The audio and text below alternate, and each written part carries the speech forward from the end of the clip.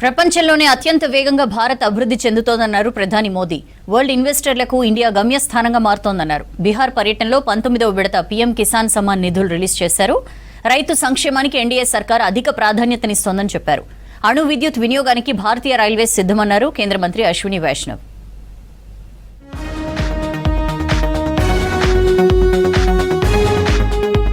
NDA సర్కార్ రైతు సంక్షేమమే లక్ష్యంగా పనిచేస్తుందన్నారు ప్రధాని నరేంద్ర మోదీ. బీహార్లో పర్యటించిన ప్రధాని 19వ విడత PM Kisan Samman Nidhi Yojana funds release చేశారు. అలాగే పలు అభివృద్ధి ప్రాజెక్టులు ప్రారంభించారు. అన్నదాతల శ్రేయస్సు కోసమే బీహార్లో మఖానా బోర్డు ఏర్పాటు చేసినట్టు చెప్పారు. గత పాలకులు పశుగ్రాసం సహా అన్ని రంగాలను నాశనం చేశారన్నారు మోదీ. हमारे नौजवान, हमारे युवा और हमारे देश की नारी शक्ति, एनडीए सरकार चाहे केंद्र में हो या फिर यहां नीतीश जी के नेतृत्व में चल रही सरकार हो, किसान कल्याण हमारी प्राथमिकता में है. అసోం అభివృద్ధికి కేంద్రం అన్ని విధాలుగా సహకరిస్తుందన్నారు ప్రధాని మోదీ.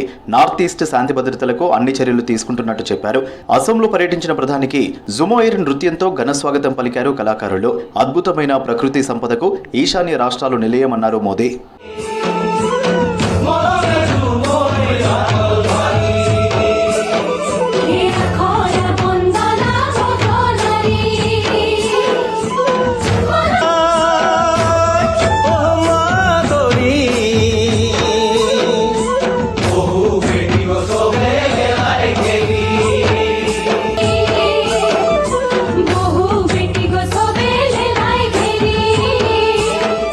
భారత్ ప్రపంచంలోనే అత్యంత వేగంగా అభివృద్ధి చెందుతోందన్నారు ప్రధాని మోదీ. మధ్యప్రదేశ్లోని భోపాల్లో గ్లోబల్ ఇన్వెస్టర్స్ సమ్మిట్ ను ప్రారంభించారు. ఇండియన్ ఎకనామిక్ గ్రోత్ ను ప్రపంచం ఆసక్తిగా గమనిస్తోందన్నారు. వరల్డ్ ఇన్వెస్టర్లకు ఇండియా గమ్యస్థానంగా మారుతోందన్నారు మోదీ. विभिन्न देश हो या फिर इंस्टीट्यूशन, सभी को भारत से बहुत आशाएं हैं.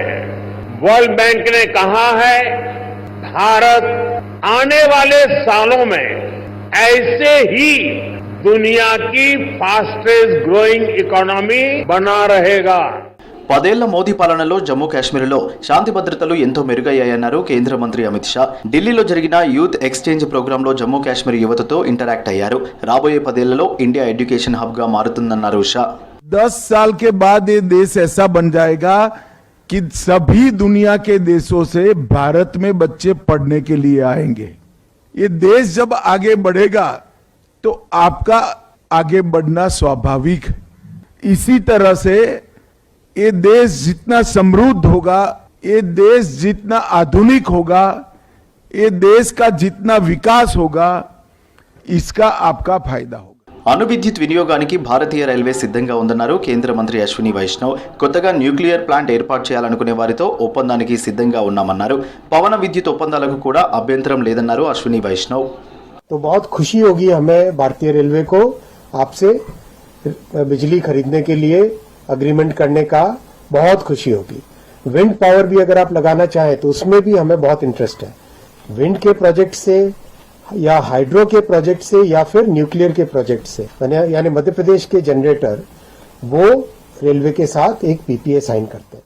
ఏఐ విప్లవంతో మారుతున్న ప్రపంచానికి అనుగుణంగా భారత్ మారుతుందన్నారు కేంద్ర మంత్రి రాజ్నాథ్ సింగ్. దశల వారీగా టెక్నాలజీని అప్గ్రేడ్ చేస్తున్నట్లు చెప్పారు. ఈ కామర్స్ ఫిన్టెక్ రంగంలో ఇండియా అద్భుతాలు సాధిస్తుందన్నారు.